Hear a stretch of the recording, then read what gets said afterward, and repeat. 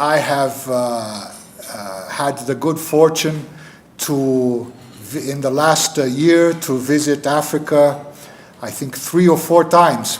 And wherever I went, many farmers are very discouraged by the current price situation.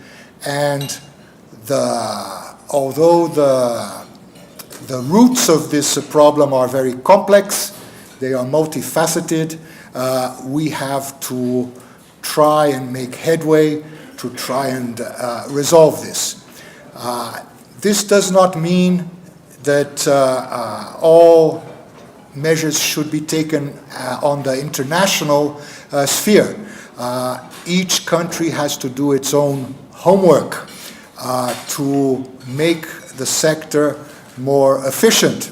And this is exactly what the task of Professor Kieia's committee is, to streamline the coffee sector in Kenya, to make it more efficient, to ensure that more of the final price reaches the growers. We have faced some challenges over the years, not only in coffee, but I think in key agricultural sectors. But there is now a reform process which is ongoing and a renewal process of the entire agricultural sector under the leadership of the very able Ministry of Agriculture. And I just want to explain very briefly where we come in as the State Department for Cooperatives. You may not know that in this country we have probably upwards of more than 450 cooperatives that are involved in both coffee growing as well as coffee milling and processing. And that is now after the coffee has been grown and milling has been done. And some of them have even gone beyond and actually started to do proper value addition. Unfortunately, there have been challenges in the form of the whole question of efficiency of the milling and processing processes, so that at the end of the day, the return to the farmers is really very low. We have just had a team from the State Department of Cooperatives that has just come back from Colombia, and I was mentioning to Professor Hamadi that I look forward to seeing actually how Colombia does, because globally it's regarded as a country that has actually done very well in the coffee sector.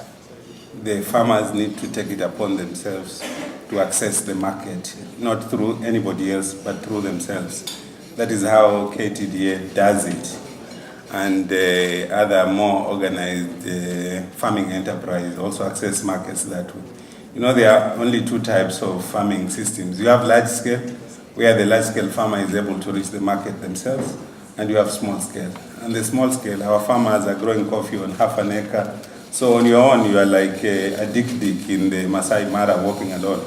You will not survive. So we need to aggregate them. And we have various programs of aggregating, and that is why the State Department of Cooperatives is working with us to make sure that organization of coffee farmers and other farmers is realized. Because most of our agriculture, up to 70%, is small-scale farming, we will succeed if we manage the organization of farmers, we bring in transparency and accountability. Part of the problem is because they were also riddled with a lot of corruption. So it is like they were eating from themselves. So in the end, the enterprises collapses. We were delayed on gazetting this regulation because of legal challenge. The Council of Governors went to court and made a case that these regulations were not subjected to public participation.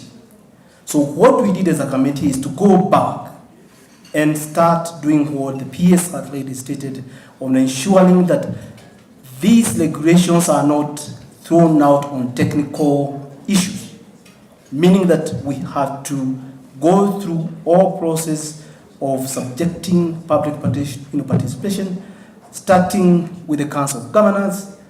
We went to the National Parliament, we had a meeting with the Delegated Legislative Committee, we talked to the farmers, we talked to the millers, the marketers, and I can assure you It has taken us a little bit long, but fundamentally, if we get this regulation, the other regulatory or the other pillars, which is about 8 of them, will be able to be affected.